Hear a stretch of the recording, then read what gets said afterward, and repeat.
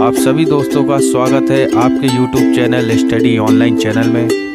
अगर आपने अभी तक चैनल को सब्सक्राइब नहीं किया तो फटाफट चैनल को सब्सक्राइब करें, वीडियो को अधिक से अधिक लाइक और शेयर करें और लेटेस्ट नोटिफिकेशन के लिए बेल आइकन की को प्रेस कर दें ताकि सबसे पहले आपको नोटिफिकेशन प्राप्त हो सके। तो चलिए दोस्तों वीडियो को स्टार्ट करते हैं। आज हम इस वीडियो में कवर करने वाले हैं जैव विविधता एवं पर्यावरण संरक्षण के महत्वपूर्ण एमसीक्यू को। ये एमसीक्यू ऐसे हैं जो प्रीवियस ईयर परीक्षा में पूछे जा चुके हैं, चाहे वो सीटीईटी हो, यूपी टेट हो, किसी भी टीईटी परीक्षा के लिए बहुत इंपॉर्टेंट होने वाला है। तो चलिए स्टार्ट करते हैं दोस्तों। सबसे पहला क्वेश्चन WWF से आशय है। ऑप्शन देखिए, world wide fund, world war fund, world wildlife fund, world watch fund. तो दोस्तों इसका राइट आंसर जो है option number C, world wildlife fund. अब देखिए दोस्तों, वर्ल्ड वाइल्ड लाइफ फंड इसकी स्थापना की बात करें तो इसकी स्थापना की गई वर्ष 1962 में। और वर्ल्ड वाइल्ड लाइफ फंड जो है वो IUCN, ध्यान में रखिएगा क्या, IUCN की एक जो है वो सहायक संगठन के रूप में ये काम करता है। और दोस्तों ये IUCN क्या है, तो ये इंटरनेशनल, इसका फुल फॉर्म है international union for conservation of nature, यानी कि ये रेड बुक डेटा को जारी करता है। जो भी जानवरों की, पशु पक्षियों की जो भी प्रजाति विलुप्त हो जाती हैं तो उनका डेटा ये संग्रह करता है। और अंतर्राष्ट्रीय स्तर पर जीवों की देखभाल के ऊपर भी ये नज़र रखता है और उनको वित्तीय सहायता भी प्रदान करता है। तो ध्यान में रखिएगा दोस्तों। और बात करते हैं कि WWF के जो शुभांकर है, वो शुभांकर क्या है, तो WWF का जो शुभांकर है वो पांडा है और पांडा एक विलुप्त प्रजाति है। और WWF का मुख्यालय कहाँ पे है, तो ये है स्विट्ज़रलैंड में। कहाँ पे है, ध्यान में रखिएगा, स्विट्ज़रलैंड में। तो दोस्तों इनसे भी क्वेश्चन हमारे बनते हैं, तो ये सारे पॉइंट इंपॉर्टेंट है, ध्यान में रखिएगा दोस्तों। चलिए नेक्स्ट क्वेश्चन की ओर चलते हैं। नेक्स्ट क्वेश्चन है, निम्नलिखित में से किसमें सर्वाधिक जैव विविधता पाई जाती है। ऑप्शन देखिए, ए शीतोष्ण पर्वतीय वन बायोम, ऑप्शन बी उष्णकटिबंधीय सदाबहार वन बायोम, ऑप्शन सी शीतोष्ण घास प्रदेश biome, option D savanna biome. तो दोस्तों इसका राइट आंसर है ऑप्शन नंबर बी, उष्णकटिबंधीय सदाबहार वर्षा बायोम। दोस्तों इन क्षेत्रों में सर्वाधिक जो है वो जैव विविधता पाई जाती है।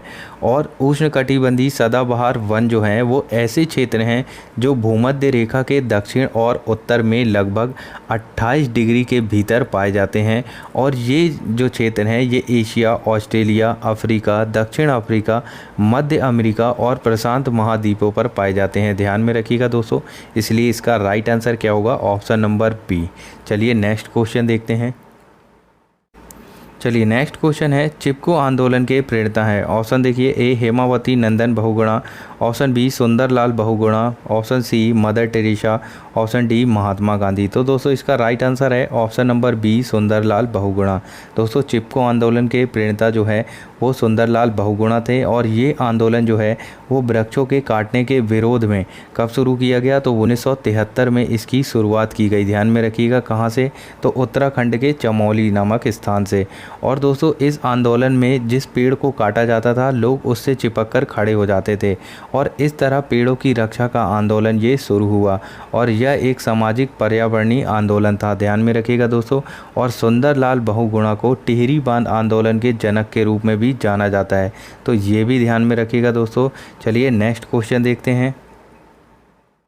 चलिए दोस्तों नेक्स्ट क्वेश्चन है, भारत में प्रोजेक्ट टाइगर की शुरुआत कब हुई। ऑप्शन देखिए, ए 1973, 1992, 1982, 1996। दोस्तों ये क्वेश्चन देखिए पूछा जा चुका है, तो इसका राइट आंसर है ऑप्शन नंबर ए, 1973। तो दोस्तों ध्यान में रखिएगा, 1 अप्रैल 1973 को भारत सरकार ने भारत में प्रोजेक्ट टाइगर की शुरुआत की। क्योंकि बाघों की घटती जनसंख्या को रोकने के लिए ये बहुत ही ज़रूरी था। अब देखिए दोस्तों इसकी शुरुआत सबसे पहले कहाँ पे की गई, तो इसकी शुरुआत सबसे पहले की गई जिम कॉर्बेट राष्ट्रीय उद्यान में, जिम कॉर्बेट राष्ट्रीय उद्यान। अब दोस्तों ये कहाँ पे है, तो ये है उत्तराखंड में, ध्यान में रखिएगा दोस्तों, इससे क्वेश्चन बनता है।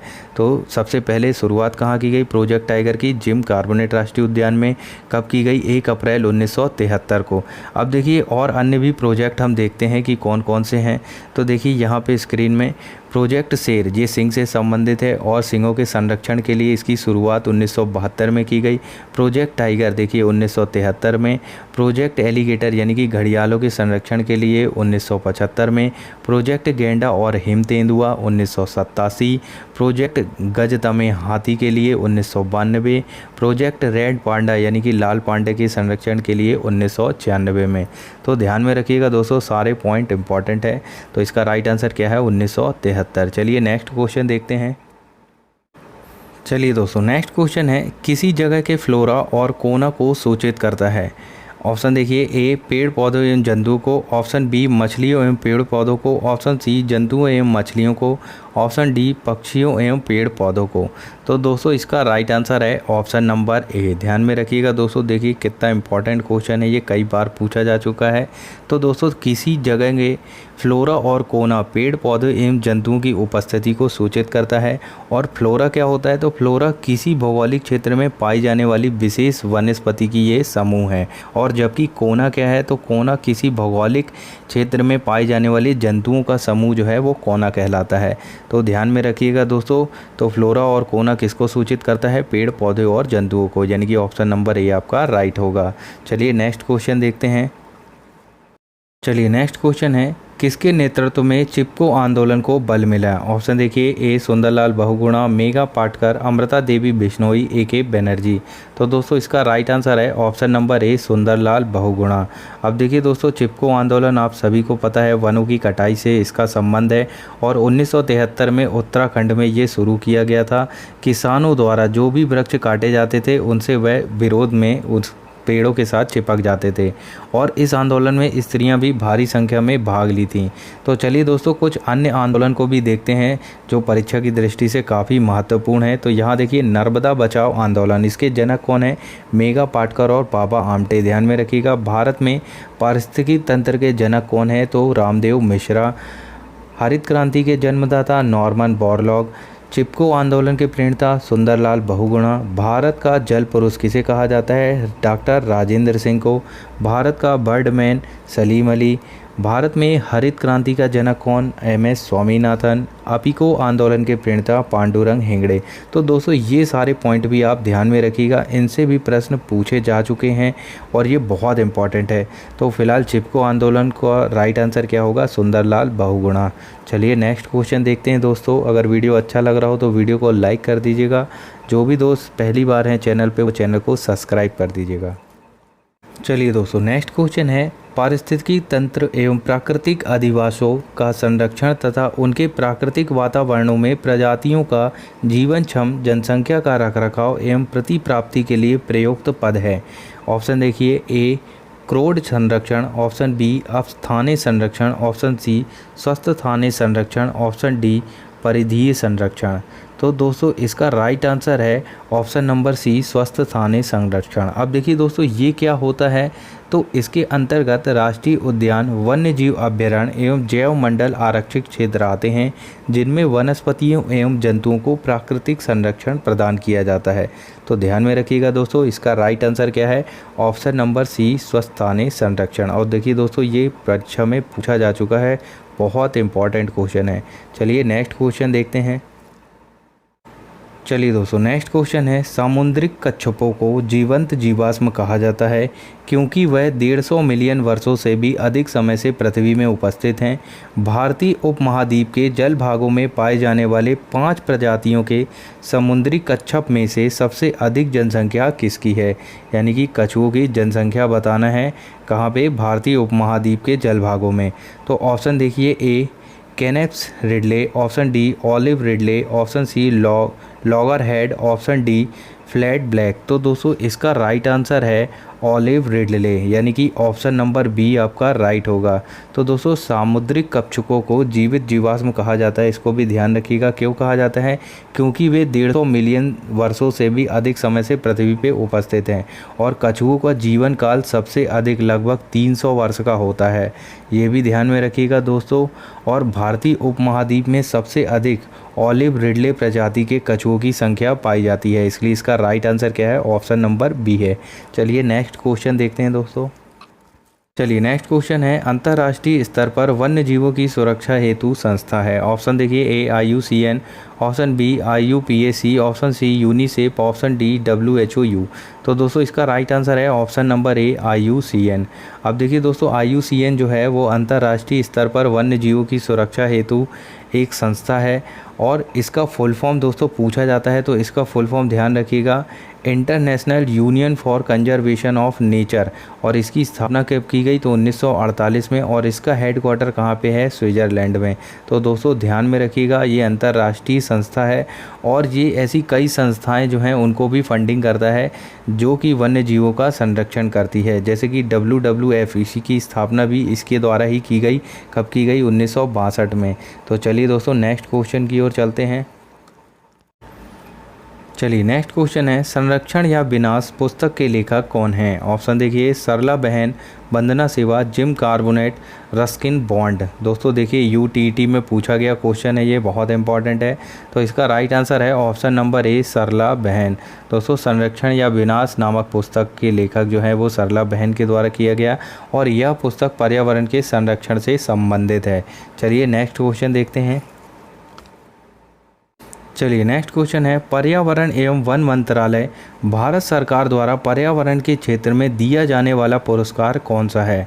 ऑप्शन देखिए, पर्यावरण मित्र, पर्यावरण सी, तुरु मित्र, वृक्ष मित्र। तो दोस्तों इसका राइट आंसर है ऑप्शन नंबर डी, वृक्ष मित्र। देखिए दोस्तों ये भी क्वेश्चन इंपॉर्टेंट है और ध्यान में रखिएगा कि पर्यावरण एवं वन मंत्रालय भारत सरकार द्वारा इंदिरा प्रियदर्शनी वृक्ष मित्र पुरस्कार प्रारंभ किया गया है और यह पुरस्कार ऐसे व्यक्ति तथा ऐसी संस्थाओं को दिया जाता है जो वनीकरण को बढ़ावा देते हैं। तो इसका राइट आंसर क्या होगा, ऑप्शन नंबर डी, वृक्ष मित्र। चलिए नेक्स्ट क्वेश्चन देखते हैं दोस्तों। चलिए नेक्स्ट क्वेश्चन है, रेड डेटा बुक में सम्मिलित हैं। ऑप्शन देखिए, ए विलुप्त हो रहे जीव, आपत्तिग्रस्त जीव, सुभेद्य जीव और इनमें से सभी। तो दोस्तों इसका राइट आंसर है ऑप्शन नंबर डी, इनमें से सभी।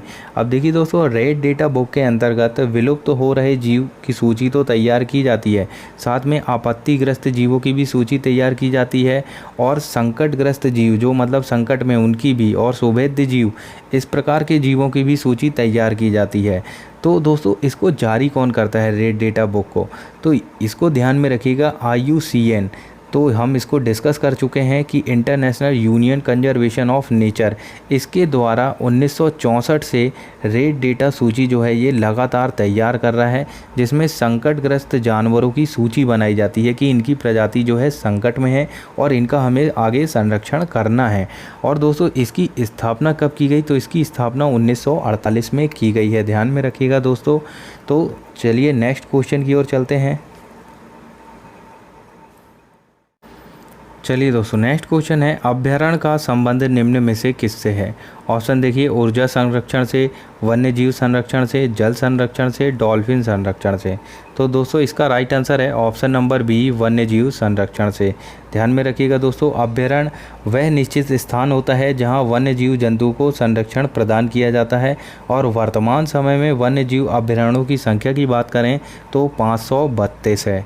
चलिए नेक्स्ट क्वेश्चन की ओर चलते हैं दोस्तों।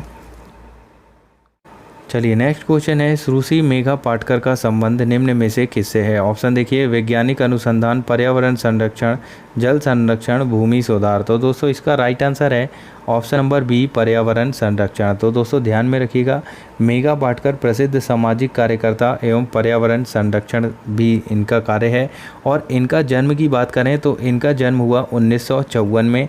कहाँ पे हुआ, तो मुंबई में, ध्यान में रखिएगा। और मेघा पाटकर जो है वो नर्मदा बचाओ आंदोलन की स्थापना भी इन्होंने की थी और कब की थी, तो 1985 में इन्होंने नर्मदा बचाओ आंदोलन की स्थापना की थी। तो दोस्तों सारे पॉइंट इंपॉर्टेंट है, ध्यान में रखिएगा। मेघा पाटकर से संबंधित प्रश्न जरूर बनते हैं पर्यावरण में। चलिए नेक्स्ट क्वेश्चन की ओर चलते हैं। चलिए दोस्तों नेक्स्ट क्वेश्चन है, संकटग्रस्त जंतु दैत्याकार पांडा पाया जाता है। ऑप्शन देखिए, ऑस्ट्रेलिया में, भारत में, चीन में, ब्राज़ील में। दोस्तों देखिए ये भी क्वेश्चन पूछा जा चुका है, तो इसका राइट आंसर है ऑप्शन नंबर सी, चीन में। दोस्तों जो पांडा है वो किसका शुभांकर है, तो ये भी ध्यान में रखिएगा, WWF का, यानी कि WWF का फुल फॉर्म क्या है? सबसे पहला question, world wildlife fund इसका फुल फॉर्म है, और हिंदी में इसको कहते हैं विश्व वन्य जीव कोष। तो ध्यान में रखिएगा दोस्तों, पांडा इसका शुभांकर है और ये कहाँ पाया जाता है? चीन में।